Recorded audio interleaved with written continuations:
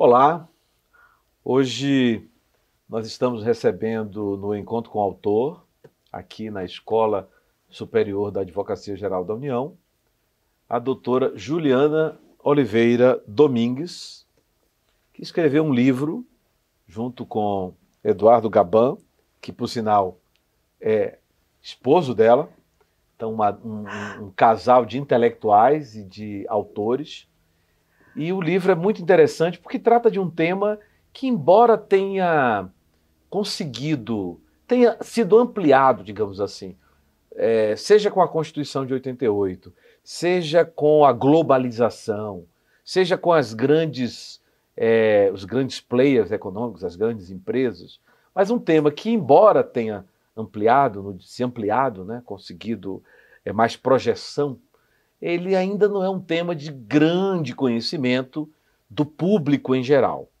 Eu falo do antitrust e falo desse livro aqui, Direito Antitrust, pela Saraiva Jur, na 5ª edição deste ano, a 5ª edição de 2024. A primeira edição é de 2008, portanto, 16 anos. E a doutora Juliana é uma profissional que une, como poucos, a atividade acadêmica e a atividade profissional na área, né? Ela é mestre em Direito pela Universidade Federal de Santa Catarina, é doutora em Direito pela PUC São Paulo e fez estudos pós-doutorais, o pós-doutorado, na Georgetown University, em Washington. E, para arrematar, a questão profissional, o lado profissional, porque ela é procuradora-geral do CAD. Doutora Juliana, seja muito bem-vinda ao Encontro com o Autor. É uma honra tê-la aqui para falar desse livro que é muito importante e que está em sua 5ª edição e a demonstração inequívoca do sucesso e da, digamos, pertinência dele, né?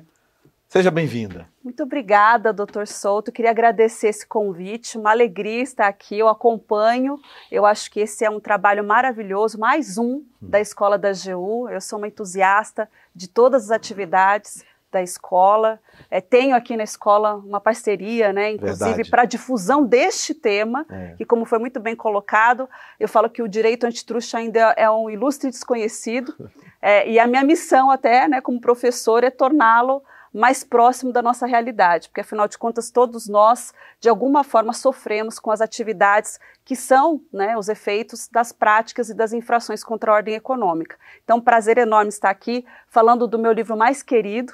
É muito difícil falar que você tem um livro mais querido, mas esse com certeza porque foi meu primeiro, né? Então a primeira edição foi meu primeiro livro, e tê-lo agora em 5ª edição também acho que é uma grande oportunidade para mostrar essa evolução que nós tivemos no Brasil com relação ao Sistema Brasileiro de Defesa da Concorrência, a atuação do CAD e também a repressão e o abuso às infrações à ordem econômica. Eu esqueci de mencionar, quando falei do seu currículo, que você é professora da USP do campus de Ribeirão Preto, não é isso? Perfeito, sou professora. Agora, como surgiu a ideia do livro Antitrust? O seu mestrado foi nessa área, ou o seu doutorado, ou você já vinha escrevendo alguma coisas sobre o tema, né, em revistas acadêmicas? Como é que isso surgiu? E dentro do antitrust, o que é que você destacaria? Não precisa destacar um item, mas eu prefiro até que destaque alguns itens do livro, do tema antitrust no Brasil, né? Ou no Brasil, antitrust de um modo geral. Por favor. Primeiro, como é que surgiu, né, o livro e depois se tivesse destacasse algumas questões, alguns capítulos, né, da obra. Perfeito. Eu diria que até a sorte, né, porque eu acabei me sendo apresentada por essa matéria por conta de uma iniciação científica. Então, ainda foi no final da década de 90, quando a estrutura do Sistema Brasileiro de Defesa da Concorrência nem é próxima à estrutura atual. Nós temos uma estrutura muito mais madura. E naquela época, quando eu pesquisava, inclusive, o direito da concorrência no Mercosul, que é anos 90, o Mercosul era um tema muito desafiador, pujante. Existia um protocolo que foi assinado em Fortaleza. Foi o presidente Sarney que foi o grande entusiasta do Mercosul, né, do presidente José Sarney. E tivemos um protocolo assinado em Fortaleza. E teve o de Ouro Preto também, não teve? Teve de Ouro Preto, que foi, na verdade, formatando a estrutura do Mercosul. E esse de Fortaleza, ele era específico para tentar criar uma espécie de comissão europeia no Mercosul para os temas relacionados à concorrência e também consumidor. Então, à época, né, isso era um tema novo, né, nós estamos tratando de um tema absolutamente novo. Eu comecei minha iniciação científica neste tema e até a minha tese de conclusão de curso na faculdade foi sobre a prática, né, infração de preços predatórios, né, como uma infração à ordem econômica. E isso já na graduação? Na graduação, e eu lembro que até que meus colegas não sabiam nem o que eu estava escrevendo, era um tema muito distante da nossa realidade. E eu tive essa oportunidade de começar muito jovem, né, nessa matéria, e aqui em Brasília, inclusive, eu tive uma oportunidade de fazer um estágio na Secretaria de Direito Econômico do Ministério da Justiça. Como também eu estudei numa universidade pública, eu fui mais uma das vítimas de longas greves, né, na época tínhamos algumas acontecendo, e eu aproveitava a oportunidade para conhecer, e tive essa primeira oportunidade aqui, e foi quando eu tive a primeira vez contato, porque eu fui trabalhar numa coordenação que fazia justamente as investigações de caso de cartel. Então, na época, inclusive, o coordenador um economista, que depois chegou a ser conselheiro do CAD, e foi ali que eu falei, poxa, isso aqui é uma matéria muito interessante. Então, meu mestrado também foi relacionado ao direito concorrencial. Eu tratei, na época também era uma novidade, os acordos de leniência, eles estavam começando a ser discutidos aqui no Brasil, porque nós tivemos uma alteração da legislação. A 8884 de 94, ela foi alterada na virada do século, e aí foi permitido, então, que a Secretaria de Direito Econômico formalizasse os primeiros acordos de leniência e também conseguisse buscas e apreensões em casos de investigação de cartel. Essa lei 8884, ela tratava especificamente de quê? Ou trata, na verdade? Ela foi substituída pela 12.529 de 2011, que é a lei atual aplicável, né, do direito concorrencial. Nós chamamos de Lei de Defesa da Concorrência, que é a lei antitruste. Né? Antitruste é uma adaptação ao termo em inglês. Mas, na época, a de 94, era que sistematizava o que nós chamamos de Sistema Brasileiro de Defesa da Concorrência. Mas era totalmente diferente, porque era uma tríade. Então, nós tínhamos a Secretaria de Acompanhamento Econômico do Ministério da Fazenda, que ficava no Rio de Janeiro, a Secretaria de Direito Econômico do Ministério da Justiça, que ficava aqui em Brasília, mas vinculada dentro da estrutura do Ministério da Justiça, e o CAD, o tribunal, não ficava dentro do Ministério, ele ficava num lugar anexo. O CAD já existia? Já existia. O CAD é de... O CAD, ele já tem há mais de 60 anos. Olha só. Então, ele vem de uma lei da década de 60. Obviamente, ele teve um período de quase inoperância, né, em que nós não temos aí grandes decisões. Foi a partir dessa lei, da 8884 de 94, que nós tivemos uma grande mudança. Eu acho que também uma mudança que tem uma interface com a mudança do Brasil, né, de abertura de mercado, do Brasil se interessando mais pelas pautas internacionais. O acordo de leniência também foi baseado em melhores práticas internacionais, né? À época, o secretário de Direito Econômico que estava, né, atuando aqui em Brasília, ele, acompanhando as discussões internacionais, ele começou a perceber por que no Brasil nós não conseguimos condenar cartéis como conseguem nos Estados Unidos, como eles conseguem na Europa, na Alemanha, e na OCDE, na Organização para a Cooperação e Desenvolvimento Econômico, começaram a produzir os documentos bem no final da década de 90, né, e eram bem assim, como combater cartéis hardcore, né, que hoje nós chamamos de cartéis clássicos aqui no Brasil. Sim. Mas até a minha dissertação, ela usa o termo hardcore. Você poderia dar um exemplo de um deles, ou tem alguma? Sim, inclusive no livro nós temos, né, e tem um deles que eu gosto muito de comentar, professor Souto, vou chamá-lo de professor, porque eu Tudo acho bem, que esse é sem o nosso problema. título permanente, né? Permanente, Eu gosto exatamente, muito também de ser chamada de professora, além de todas as outras atividades, né? Sim, sim. Mas o que eu acho que é interessante, e nesse livro tem um pouco desse histórico, tem um caso é o caso das Lisinas, né? O caso do cartel das Lisinas. Esse caso ele é muito interessante, por quê? Porque tem um filme sobre ele. Mas ele é no Brasil? Ele aconteceu nos Estados Unidos. Sim. Na verdade, houve uma leniência nos Estados Unidos, né? Um acordo de leniência, uma delação, né? Para quem não está habituado, né? É uma delação premiada, mas dentro do contexto da investigação, de uma investigação concorrencial, né? De uma infração à ordem econômica. E nesse caso, encaminharam para o Brasil, porque o Brasil tinha um acordo de cooperação técnica com os Estados Unidos, e fez outros, nós temos vários hoje, mas houve essa comunicação, que era um cartel internacional com efeitos no Brasil. Certo. E a lei anterior, a 8884 de 94, né, que foi derrogada pela 12.529, ela mantém o mesmo artigo que nós temos hoje, que o que importa para a nossa investigação são os efeitos. Então, o cartel ele pode ser organizado na China, nos Estados Unidos, em qualquer lugar. Se ele tiver efeitos no Brasil, a nossa autoridade investiga e condena. Né? Então, nós temos vários casos. Uma espécie de efeito extraterritorial. Exatamente, é a extraterritorialidade da lei antitruste. Inclusive, recentemente, né, o STJ confirmou essa questão da extraterritorialidade, num caso específico, que nós temos de um ato de concentração empresarial, deu uma fusão de empresas, que não foi notificado no Brasil e deveria ter sido. Né? Então, para o Brasil, o importante são os efeitos.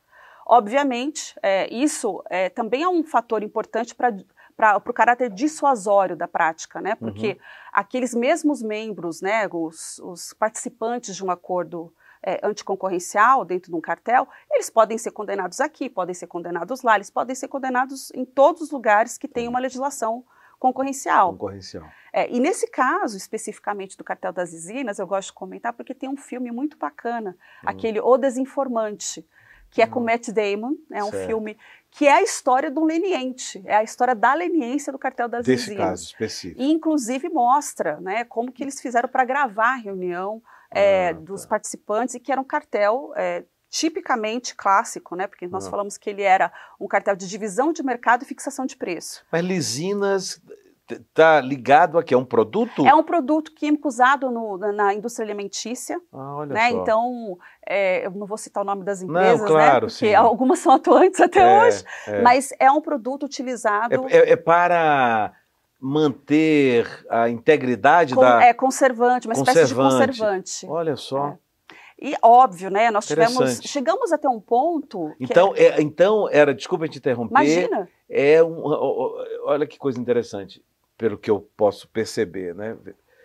É um cartel que se projeta sobre empresas e vai afetar o consumidor final indiretamente, porque ele não é vendendo, por exemplo, eu acho que agora nós podemos falar, porque já passou muito tempo, Colinos, por exemplo, que no Brasil houve a venda e tal, e suspendeu o nome, depois que era, para quem é muito jovem, a Colinos era uma pasta, um creme dental. Sim, não é? Muito famoso. E muito famoso durante muito tempo, inclusive americano também, né? E que na época da união lá, da venda, me parece que o CAD deve ter determinado que, olha, a marca tem que desaparecer por X anos, né? E depois ela retorna, mas ela nem retornou. Então, esse da Lisinas não era, por exemplo, a Colinos, que é direto com o consumidor. O efeito é direto. O da Lisina me parece que é para o cidadão que vai produzir o alimento, é isso? Perfeito. E com essa observação, eu consigo separar os dois tipos de atuação também do CAD. Do CAD. Que um é o controle de estruturas, Sim. Que é esse controle de fusões, aquisições, acordos. Certo. Acordos em geral, porque hoje o direito societário evoluiu muito, e os desenhos também, então nem sempre equivale à compra de ações de alguma empresa. Existem parcerias que são feitas entre concorrentes, existem as lícitas e as ilícitas, né?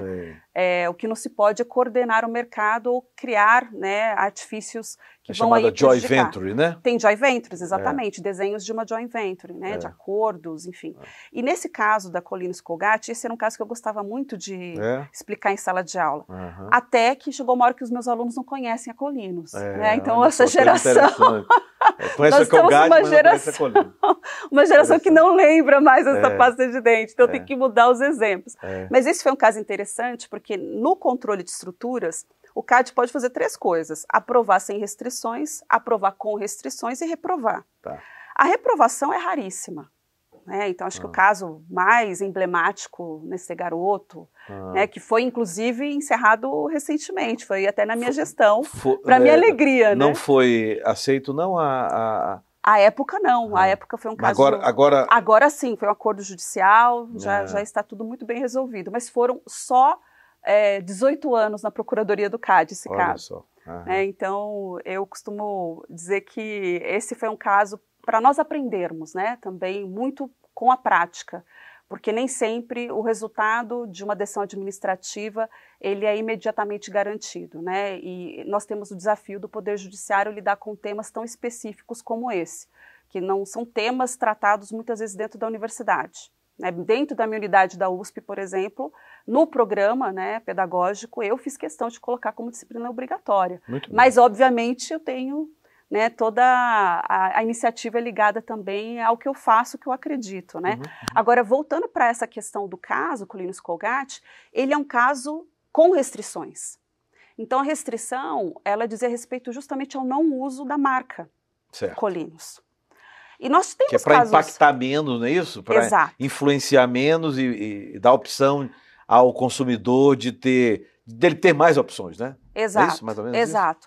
Porque na época, a gente tem que trazer isso para aquela época, né? Acho que esse foi um dos grandes casos, a época que o CAD começou a ter mais operações para analisar. Isso foi o quê? O Colinos deve ter 30 anos? Foi ainda na década de 90, exatamente. E naquela época eram as 2 marcas principais. Então, só para trazer para um caso mais recente, quando houve análise do caso Sadia Perdigão, também marcas ligadas aos grupos foram suspensas. Suspensas, né? Eu não lembrava disso. Outros casos interessantíssimos, quando a Gatorade comprou um outro caso, uma outra empresa que também era de engraçado, né? O cidadão comum, ele não tem a menor... Por exemplo, ele toma vacina e ele sabe que o Estado está o protegendo via Ministério da Saúde ou Secretaria de Saúde, não é verdade? Sim. Quando ele recebe um remédio gratuito, da mesma forma. Quando ele vai ser atendido no hospital público, da mesma forma. Mas ele não tem ideia que existe um órgão criado em 1962 que tem sede constitucional, o tema, né, livre concorrência e tudo mais, e que o protege para que ele não seja esmagado pela falta de concorrência, ou pela oligopólio, ou pelo monopólio. É curioso isso, né? Se você sair numa universidade, se você pesquisar numa universidade, quem já ouviu falar no CAD, deve ser 1%, 2%, ou quem sabe o que o CAD faz, não é verdade? E é uma atividade extremamente importante, né? Tá mais do que demonstrado aí, né? Mas vamos voltar nas lisinas, por favor. Sim, com certeza, com certeza. Então, esse foi um caso interessante, porque, primeiro, ele é um caso que, como virou um filme, de um bom ator... Matt Damon, né? Mas grande ator. Os Estados Unidos, ele realmente, e eu estou falando com um grande especialista, né? Então é até perigoso falar sobre isso, mas... De fato, existe a cultura da concorrência lá, existe. Porque quando eu fui fazer parte da minha pesquisa de doutorado, não foi no pós-doutorado que daí eu voltei, mas quando eu fui para lá, eu me recordo que era tão comum falar de FTC, Sherman Act, né, que é a lei antitrust, como nós falamos do Código de Defesa do Consumidor aqui. Entendi. E é engraçado que nós FTC é Federal Trade Commission. Isso. Que tem 2 autoridades lá, tem o DOJ, o Departamento de Justiça americano, e a Federal Trade Commission. Mas é interessante que Sherman Act é conhecido, é uma legislação muito forte. Que é que é muito antiga. Secular, né? Exatamente, ela deve ser de 1900 e alguma coisa, né? Isso, e assim, ela tem uma força muito grande na sociedade, a sociedade conhece o tema. Aqui no Brasil, a sociedade jurídica, eu diria assim, a comunidade jurídica não conhece o tema. Imagine a sociedade civil de um modo geral, né? Então, eu acho que é interessante até poder trazer esse tema para cá, porque, no fundo, o que foi dito pelo Dr. Souto é um fato, né? Se não é a cadeia que vai repassar esse preço final para o consumidor, então você está pagando sobrepreço de qualquer forma, num cartel, por que o cartel é feito? Para que realmente eles ganhem mais, né? E coloquem um sobrepreço. Então, os estudos lá do OCDE falam isso. Agora me ocorreu uma coisa interessante aqui. Na década anterior a 90, desde que o Brasil é Brasil, digamos assim, quase isso, o número de automóveis, de marcas de automóveis, era muito restrita. Houve uma época, eu não sei se em 50, com a Aero Williams, a Renault esteve no Brasil e saiu, pouca gente sabe. Enfim, mas na década de 70 e 80, o Brasil tinha... Na década de 70, o Brasil tinha Chevrolet, Ford e Volkswagen, né? Na década de 80 veio a Fiat, e durante muito tempo ficaram essas quatro, né? Hoje tem um monte, né? Eu pergunto, do ponto de vista concorrencial, o Brasil daquela época era... Nós podemos dizer que no campo dos automóveis havia uma contrariedade à disciplina das leis concorrenciais, da livre concorrência. O que você acha? Estou fazendo uma pergunta... Não, acho que faz todo sentido essa pergunta, porque o nosso mercado ele era um mercado mais fechado. E a indústria automobilística também depende muito de autopeças. E o sistema, e é muito interessante quando nós vamos falar de CAD, do Sistema Brasileiro de Defesa da Concorrência, porque cada caso eu falo que é desafiador, porque você tem que entender o mercado. Então esse é um mercado interessante, porque quando eu tive que lidar com casos relacionados ao setor, quando a gente vai tratar do mercado relevante, né, e autopeças, por exemplo, eu descobri, eu não sabia, que um pistão do meu carro é só para o modelo do meu carro. Entendi. Ele é feito para o modelo do meu carro. E para esse produto se tornar comercialmente viável, né, e também para ser um produto que vai ser abastecido, porque se faltar peça precisa ter a reposição, o que as montadoras fazem é uma cotação internacional.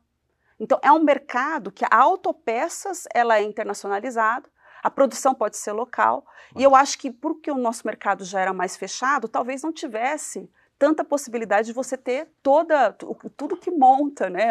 Todas as peças possíveis dentro de um automóvel, para que nós tivéssemos mais marcas, mais oferta, que é um pouco esse movimento que nós estamos vendo hoje com o mercado, e nós percebemos isso na pandemia, né?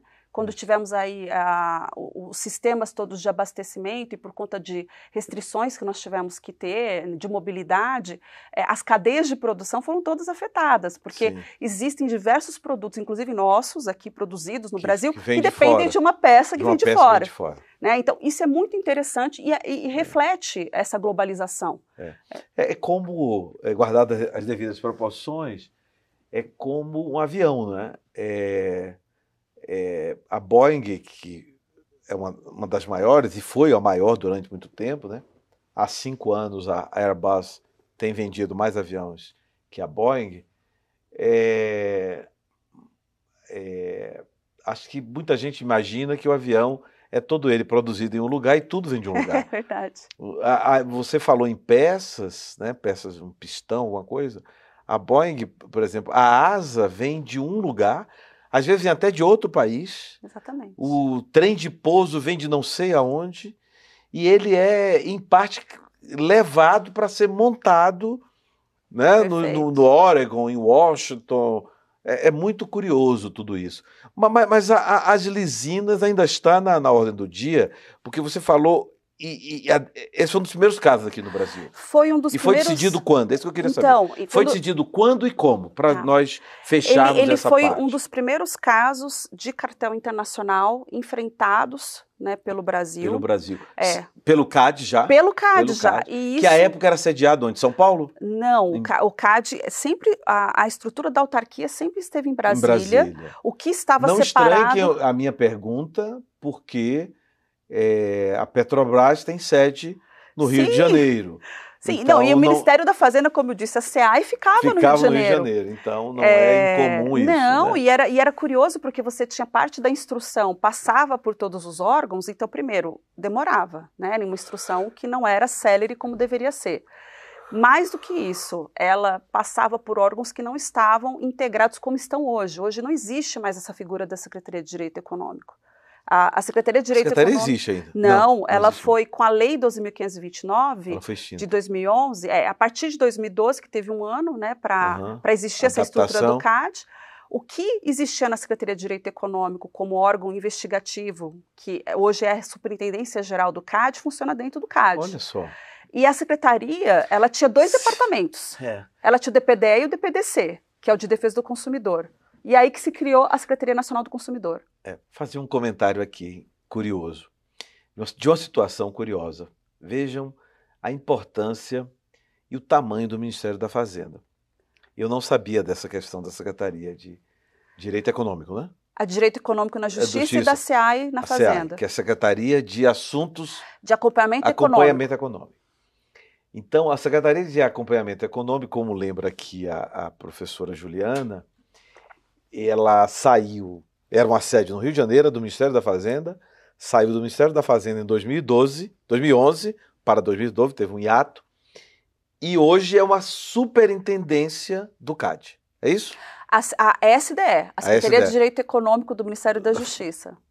Ela não foi para o CAD? Não, a SDE foi para o CAD, a SEAI não está mais no Rio de Janeiro, existe a SEAI dentro do Ministério da Fazenda aqui. Ela continua. Mas existiu por muito tempo lá. Entendi. Existia lá no centro do Rio de Janeiro. Eu ia fazer o paralelo com a CGU, com a Controladoria Geral da União, que era a Secretaria do Ministério da Fazenda. Olha só. A CGU foi criada como ministério numa resposta do governo Fernando Henrique a diversas denúncias de corrupção que ocorrem em qualquer governo. Sim. E que qualquer governo, digo até e no mundo, né? Sim. Não é privilégio desse ou daquele, e o presidente Fernando Henrique criou a CGU como ministério, mas tirando da estrutura do Ministério da Fazenda uma secretaria que lá funcionava.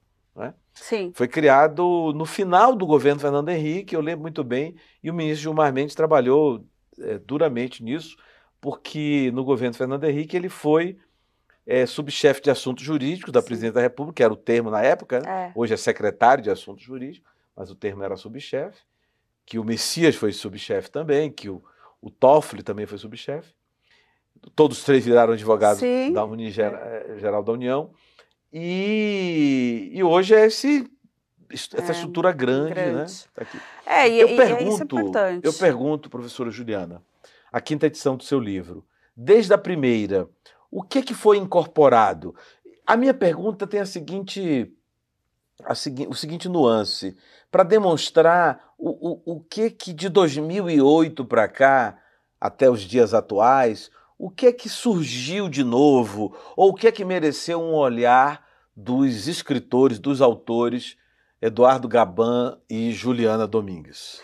É interessante porque o Eduardo ele tem toda uma base de pesquisa constitucional, né? Então ele é um constitucionalista econômico. Eu brinco que ele está no eixo do artigo 170 da Constituição Federal. Muito bem. Quando nós discutíamos esse livro, no começo, primeira edição, ele era muito focado nessa evolução que nós tivemos em combate a cartéis. Basicamente isso porque acordo de leniência era algo muito novo. Muitos duvidavam que daria certo, que teria um primeiro acordo. O primeiro acordo brasileiro, 100% nacional, foi um acordo firmado Rio Grande do Sul, num cartel de vigilantes, 2003.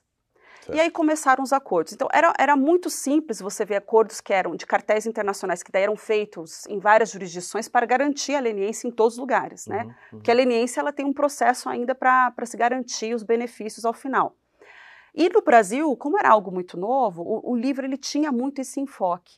Agora, os temas eles estão muito maiores, porque, primeiro, a estrutura mudou. Essa estrutura, que era essa tríade, agora é uma estrutura única, unificada, inclusive, porque o Brasil fez um dever de casa de se alinhar às melhores práticas internacionais, a fazer com que a estrutura fosse mais célere.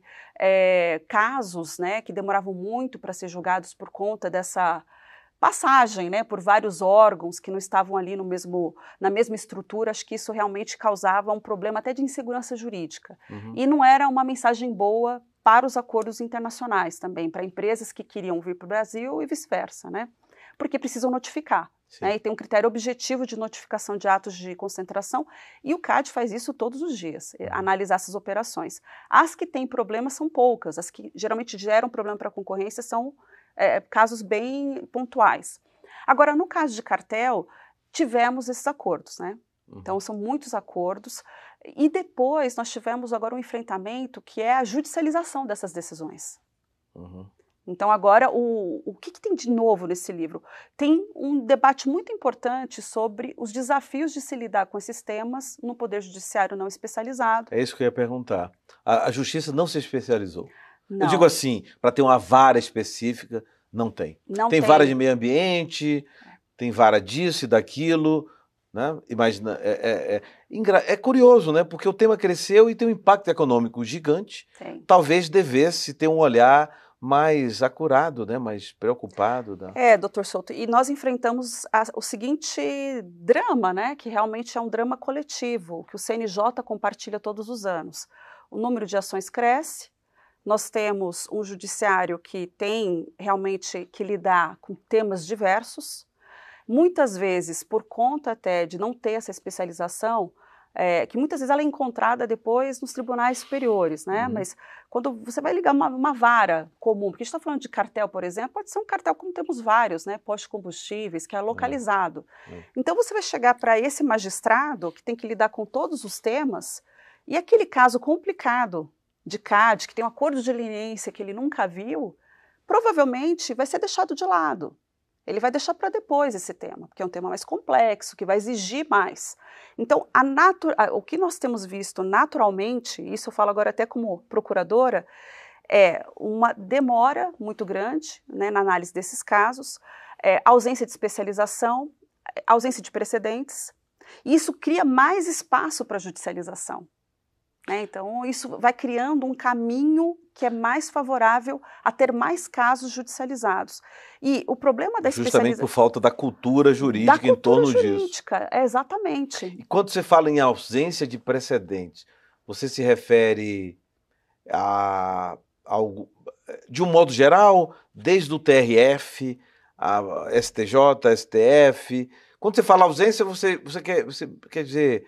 É um número diminuto, né? Porque deve ter precedente, mas que não cobre tudo. Quer dizer, nenhum precedente cobre tudo, né? Mas deve ser uma incidência bem menor, né? Exatamente. E também, eu acho que porque são casos que, quando eles chegam nesses tribunais superiores, são ainda casos muito antigos, né? Porque eu lido com casos ainda da década de 90, né?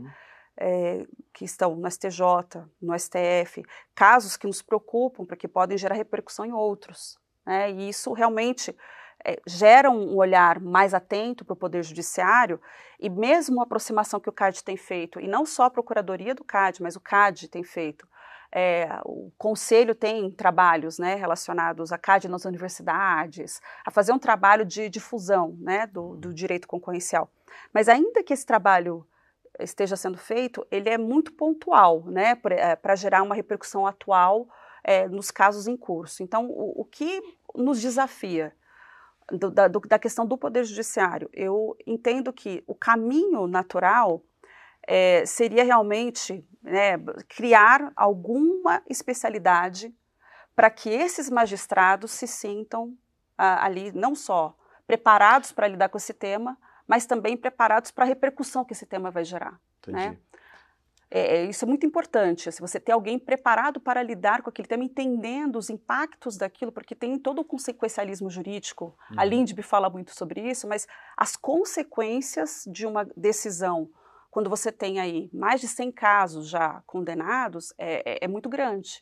Né? Então, entender o que o sistema brasileiro de defesa da concorrência entender qual é a repercussão dessas infrações à ordem econômica.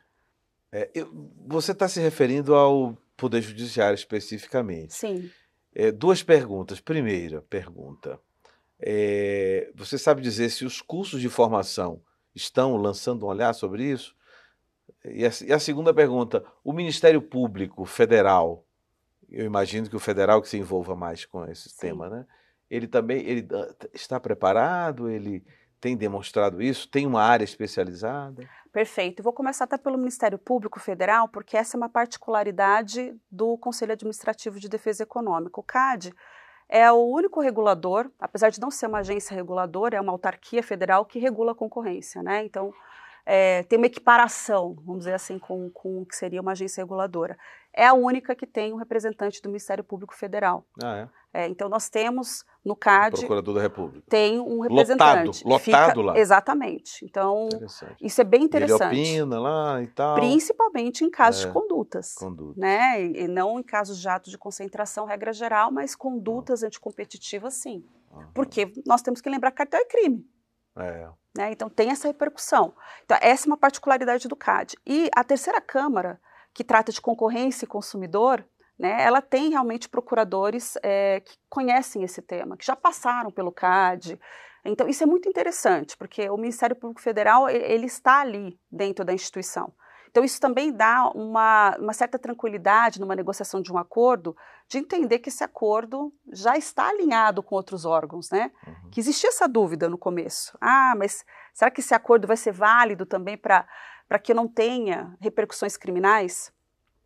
A gente tem que lembrar que o empresário, muitas vezes, ele está preparado para pagar uma sanção pecuniária, mas ele não quer correr nenhum risco de eventualmente ser condenado criminalmente. Então, esse efeito dissuasório, também porque o cartel é crime, ele é muito importante para essa conformidade, né? Para que todos entendam. Existiu uma campanha muito, muito grande feita, né? Dia 8 de outubro é o Dia Nacional de Combate a Cartéis. E eu guardo essa data não só porque é uma data que sempre tem campanhas, mas porque minha filha nasceu nessa data. Entendi, olha só. Eu brinco que ela é a filha do Antitruste. Né, do casal do Antitruste nasceu no Dia Nacional de Combate a Cartéis. Mas é interessante que fazer essa difusão de que o cartel é crime, o que a gente tem que lembrar? Muitas vezes o empresário, aqueles mais antigos, eles não entendiam que aquela troca de informações era a configuração de um crime. De um crime, né? Mas eu imagino que o índice de punibilidade deve ser baixo, né? Em termos criminais? Sim. Até pela cultura também, que nós falamos há pouco, ou pela cultura, pela falta de cultura, o que não deixa de ser uma cultura diminuta, né? Do que diz respeito ao direito concorrencial no Brasil, né? Perfeito, eu acho que esse é um ponto importante e algo que eu percebi à época que eu fui secretária do consumidor, né? Mesmo os PROCONs, né, que a gente fala assim, consumidor e concorrência estão tão próximos, né, eu brinco, eu tenho até um artigo que fala que são faces da mesma moeda. Então, inclusive estão no artigo 170, sim, estão lá, nos incisos lá do 170. Né? Perfeitamente, estão no mesmo próximo artigo. Ao outro, Mas os próprios PROCONs, eu percebi, eu lidei com praticamente 1000 PROCONs, né, entre estaduais, municipais, eles não tinham conhecimento de como chegar ao CAD, fazer uma denúncia ao CAD, o que o CAD fazia. Né, e às vezes chegavam ali algumas denúncias que eu falava, não, isso aqui é uma infração à ordem econômica de competência do CAD. Né, e às vezes essa visão, né, dos órgãos públicos, mesmo esse trabalho que foi feito aqui na Escola da AGU, tem que parabenizar as trilhas, né, relacionadas a exatamente cartéis e licitação. O advogado público que está ali acompanhando uma licitação, ele tem condições, inclusive, de identificar, está estranho esse rodízio. Tem alguma coisa estranha nessa concorrência, né? Algo que distorce essa concorrência. Então, esse olhar para os outros órgãos públicos é muito importante para chegar no CAD. Fazer uma pergunta que pode parecer ingênua e talvez até absurda. Você lembrou bem que dos PROCONs, Sim. Defesa do Consumidor. Você disse que tem mais de 1000 no país, eu não tinha ideia de que muitos municípios tinham Muitos PROCONs. municípios, é. Eu pergunto, a legislação permite, se não igual, algo semelhante ou parecido como o CAD nos estados? Pois é, essa é uma pergunta que já me fizeram várias vezes, porque não existe. Então não é tão absurdo, não, né? Não, o CAD ele é totalmente centralizado aqui. Ele não tem essa capilaridade dos PROCONs. Não, sim, mas a minha pergunta é a seguinte: ele é centralizado em Brasília, ele é uma autarquia federal, mas a minha pergunta é: a legislação, que você citou tão bem, uma de 94, agora de 2019, me parece, 2012. né? 2012, Perdão, 19. 2011, que entrou em 2012. Ah, mas ela é uma lei de 19, né? A de 19, ela reforçou, ela reforçou a reparação de danos em caso de cartel. Eu pergunto, a determinação, talvez até constitucional, embora seja...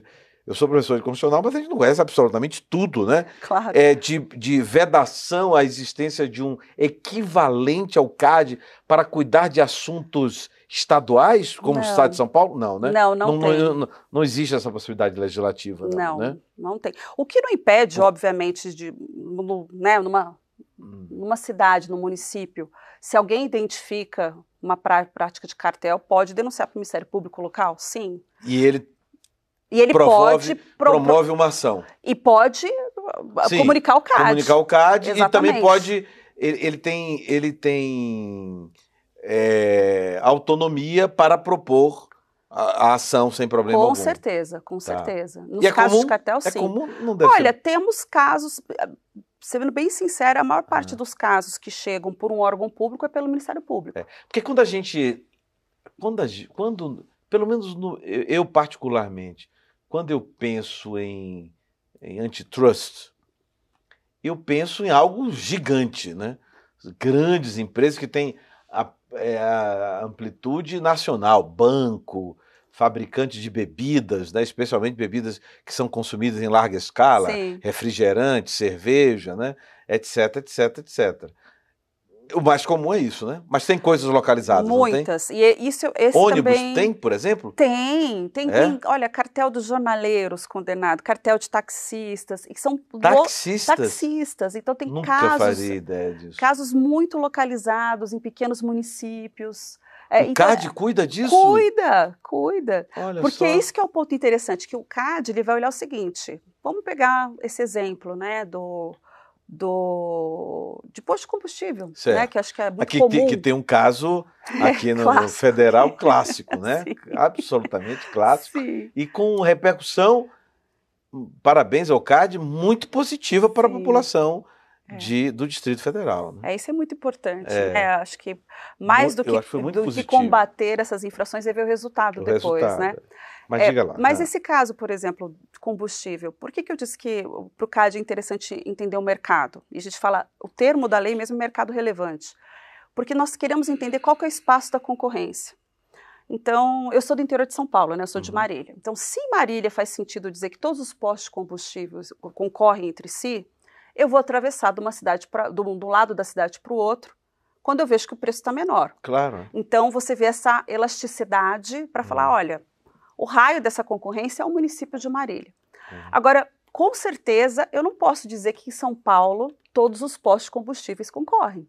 Sim. Porque ninguém vai querer atravessar a cidade. Então, né? Isso é um dado relevante no momento da decisão. Sim, inclusive para falar, naquele mercado relevante, naquele espaço geográfico, aquela empresa ou aquele grupo de empresas interfere na concorrência. Naquele espaço geográfico. Naquele espaço geográfico. Não é na cidade inteira. Às vezes pode não ser a cidade inteira. Não necessariamente na cidade inteira. Se for uma cidade muito grande. Então, às vezes você pode dizer, não, a concorrência acontece no estado de São Paulo. Mas por que ela não acontece do estado de São Paulo para o Pará? Não, porque o frete não possibilita que aconteça essa concorrência. Tem uma discussão muito curiosa que está acontecendo nos Estados Unidos agora que eu digo, né, nesse período de tempo, é a ação proposta pelo Departamento de Justiça contra a Apple, dizendo que ela inibe a concorrência daqueles que querem, por exemplo, hospedar alguma coisa no sistema, no iOS e tal. Eu andei lendo algo no jornal americano, no Washington Post, E é curioso porque há argumentos do outro lado também muito interessantes, quando alguém diz o seguinte, a própria Apple diz o seguinte, olha, ninguém é obrigado a continuar na Apple e eu não sou a única provedora, né? Existe uma concorrência, inclusive eu, falando como Apple, né? Sim. A Apple diz, olha, eu vendo muito nos Estados Unidos, eu tenho uma participação no mercado, não sei, 65%, alguma coisa, ou até mais, mas no mundo eu sou minoritário. Esse sistema, esse ecossistema das redes, não é nem de rede social, né? Mas do sistema de telefone celular, eles são globais. Então não posso ser considerado como... É uma discussão que se parece um pouco com isso que você está falando. Sim, né? E a parte de ecossistemas, na verdade, esse é um grande tema hoje do direito antitruste no mundo. Qual que é um dos temas assim, mais discutidos? É a discussão em cima de mercados digitais, economia digital. Porque essa história do ecossistema digital gera o que nós chamamos de efeito lock-in, o efeito de aprisionamento. Sim. Por que, não tem nenhum problema falar, por que a gente não tem um concorrente para o WhatsApp? Sim. Você não sai do WhatsApp porque todo mundo está no WhatsApp. Então você tem um efeito aprisionamento. Né? Como tem uma rede social que eu brinco, que eu saio e eu volto, eu tenho um efeito lock-in nessa rede social, porque lá eu tenho o calendário de aniversários. Entendi. Eu saio, eu esqueço o aniversário de todo mundo. Então eu tenho o efeito lock-in. E acontece isso quando você começa a usar o sistema que é a discussão nesse caso, né? Então você tem uma rede, e aí você não consegue ficar fora dela. Né? Obviamente ela vai falar, não, tem um concorrente, tem, mas será que realmente essa concorrência ela é factível? Né? Sim, sim. Ela leva a uma discussão muito interessante, porque nós estamos falando de mercados, que eu brinco que antes nós discutimos mercados que você consegue colocar a mão. E agora, quando nós estamos falando de mercados digitais, de inteligência artificial, de machine learning, é um mercado que ele é muito diferente. A lógica é muito diferente, ela é tão diferente que nós temos que pensar a mudança do comportamento nosso, enquanto indivíduos, por conta das plataformas de e-commerce. Né? Então, o nosso comportamento mudou, o comportamento do consumidor. É por isso que dentro do direito concorrencial, eu falo que é tão interessante essa história de cada mercado tem uma lógica, e é de fato uma lógica. Você não vai aplicar a lógica da competição do mercado de varejo, né, físico com o online. Então, isso cria também, né, são novos mercados. E realmente, eu acho que se tem uma coisa que acho que é bem interessante observar, é que, do ponto de vista de desenvolvimento tecnológico, existe uma preocupação, regra geral, das autoridades, e no Brasil acho que essa é muito presente, que nós temos que ter muito claro qual que é o dano, né? Porque, às vezes, no afã de falar que tem um problema e não identificar qual é esse problema, o remédio não pode realmente matar o paciente. Sim. Né? Então, você aplicar, e no caso do direito concorrencial, nós usamos o termo, né, os remédios. Né? Isso. São os remédios na área de concorrência, os remédios antitrust. Então, tem que observar muito bem o mercado, porque você tem que corrigir a rota, não eliminar esse player, porque as externalidades positivas são muito grandes. Né? Então, pensar sempre nesse equilíbrio. Quais são os países mais desenvolvidos, eu imagino que os Estados Unidos, né? Com certeza. No que diz respeito a antitrust? Você falou há pouco que, quando você esteve lá na década de 90, o FTC já era muito conhecido com, né? E algo que aqui nós estamos em 2024 e não tenha o que tinha lá em 95, digo, em termos de conhecimento, de amplitude, de penetração, né, do órgão. Eu pergunto, quais outros países o antitrust é bem desenvolvido? Os Estados Unidos, certamente, não só, né, uma grande potência pelo seu histórico, desde do Sherman Act, mas também porque sempre foi um país que valorizou essa disciplina nas universidades. Eu acho que esse é um ponto importante para diferenciar. Coisa que não acontece muito no Brasil. Aqui é um movimento ainda pequeno. Né? Então, é óbvio que a gente tem hoje, né, grupos de estudos, mas não faz parte de uma disciplina curricular. E a sua pergunta com relação a concursos públicos, por exemplo, não faz muito tempo que isso começou a ser exigido nos concursos federais. Entendi. né? Então, aí sim você cria até uma obrigação, né, de conhecimento da legislação. Agora, pegando as outras jurisdições, com certeza a Comissão Europeia, né? Então, e a Comissão Europeia a gente brinca com muito mais dentes com relação a sistemas de mercados digitais, porque tem uma questão geopolítica clara, né? Que essas big techs, em sua maioria, estão nos Estados Unidos. Existe uma preocupação europeia muito grande com essa concentração de dados, né? E o que está em mãos de terceiros, exatamente. A Alemanha, o Bundeskartellamt, que é a autoridade alemã, sempre teve um destaque também na sua atuação.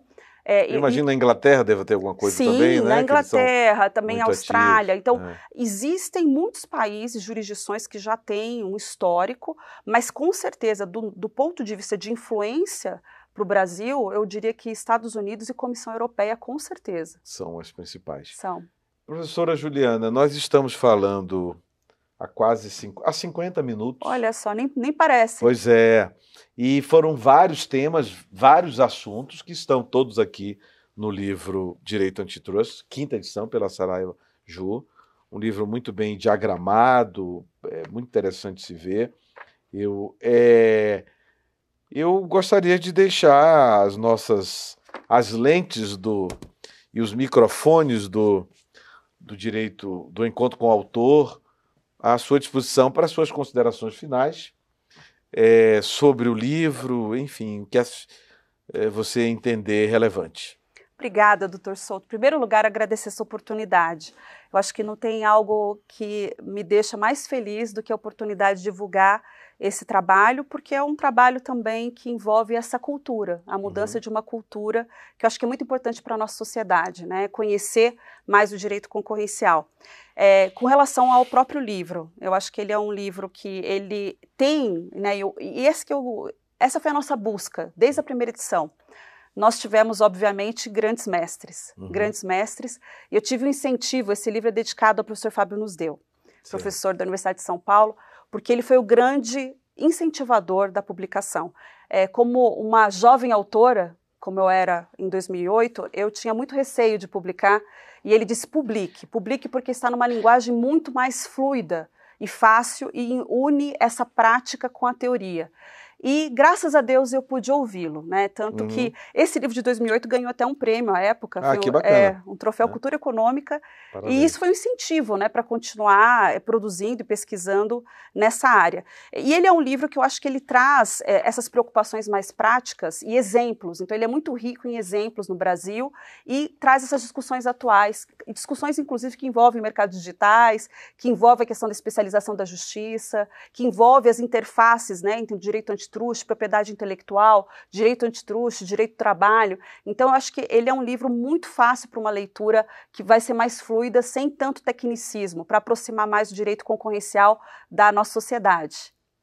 Muito bem, muito bem. Muito obrigada. Nós aqui agradecemos.